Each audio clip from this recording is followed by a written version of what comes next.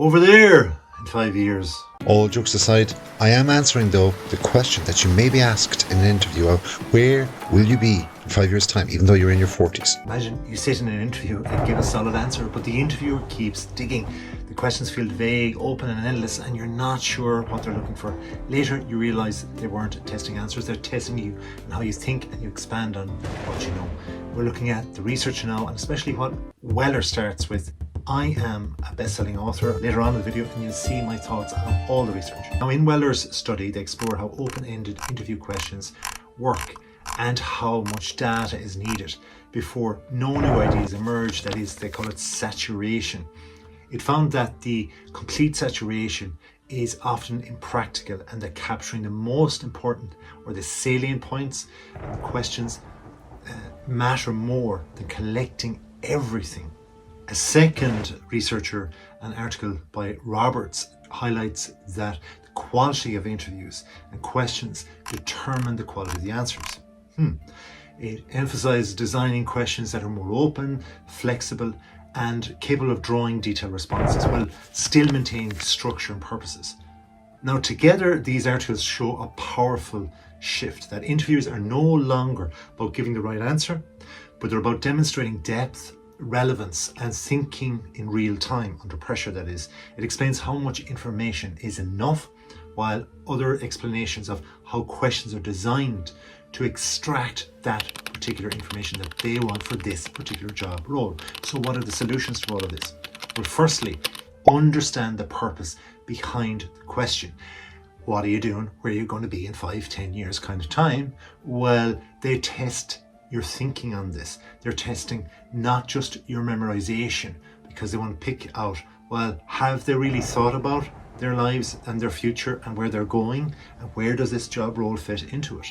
So they want you to reveal, and if you reveal, how you have a structure, not just in the answer of this question, but in this potential work role that they are interviewing you for.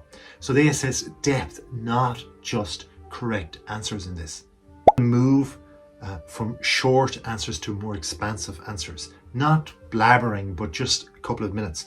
Give context, not just conclusions. In other words, add examples to illustrate your point. Points being short and concise. Show reasoning beyond and behind your decisions as such to make these as your answers or choose them. Try to focus on salient, that is, important points. And then you can highlight the key achievements that you've had rather than banging on about the years and decades of experience and achievement you have done already. Try to avoid listing, because it comes up as if you've kind of like A, B, and C. I know my 1, 2, 3s, and you've learnt it off. That's boring. You want to have that charismatic approach as well. So try to prioritize what really matters and dig deep a little bit more for a few seconds on, for example, when I was in such and such, and then after that I did, we go and we move on. They will try and probe questions at you, even if they said, look, in 5 years time, in 10 years time, where are you going to be? So that means that after year 2, what would happen if this happened, and if, buts and maybes. So they'll use this and expect those follow-up questions, because they're there to test that if you have memorized it and you have an outlook, then you have to know what scenarios are going to hit you, because you are middle-aged in the first place, so therefore things have got you this role in the first place, and it's not the biggest job interview of all time. You could be a billionaire, so therefore why is it that you've learned from your past? You have to answer that within the job role, answering the question of where you are in 5 years time. But above all, signal openness to discuss it further, and know that there are and is room for expansion. So welcome those interjections if there's 1, 2 people asking those questions. Practice generating ideas. You can train yourself to list multiple answers. They might ask this question in different ways. Where you're going to see yourself in 5 years, or where you're going to see yourself in this job role in 5 years, or where do you see the company in 5 years? Either way, you're projecting the future and your place within it. Avoid giving only one answer. In fact, answer all of those 3 aforementioned questions. Even if one is answered or asked, you can answer it with 3 different answers. See, we want to build mental flexibility and instead show that we have lines of thinking over the next 5 years. Look, we often look for perfection, but we're not perfect, okay? So don't aim for it. Interviews Value richness of response. Imperfect responses are okay, but thoughtful answers must be within. If they interject and say, well, why would you say that? Why? That's okay. You could say, yeah, that's a new way of thinking, but hey, look, that's what I'm here for. I'm here to learn from you guys.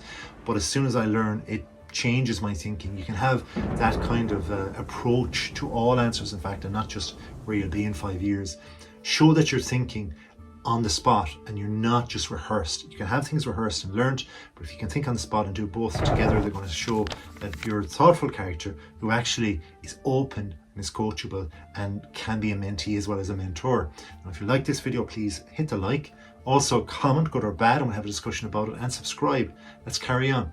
Try to recognize different types of questions. This one is do you see yourself in 5 years? Fine.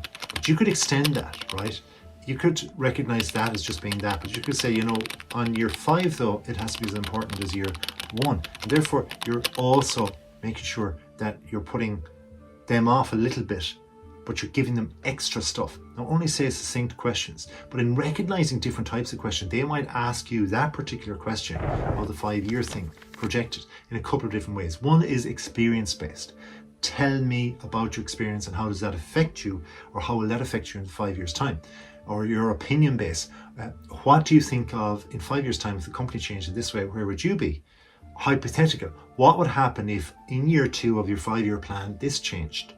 Or know that each requires a different set of answers. So you have to be flexible, even though you've learned off and you've planned things, but that's okay. Think of your life as a whole. Think of what you'd like to have attained in 50 years' time, right? What's on your headstone? If you know what's on your headstone, if it's one line, you can then work backwards and be flexible to why, and the story within a minute or two of why you're actually saying that on the headstone, or want to say that, want to achieve that throughout life. Try to use structured, expansive technique with your answering. We want to have a technique in that it's a beginning, middle, and an end. That's a simplified technique, but we want to make sure that it stops us from babbling and keeps us in the structure. My final takeaway is that the modern interview is no longer about memory. It's more about the depth, the relevance, and the thinking under open-ended pressure, and that's what it is. So try to have meaningful, well-developed responses. Thanks for watching. Please like this video. If you subscribe, comment to say that you have, and we'll look after you.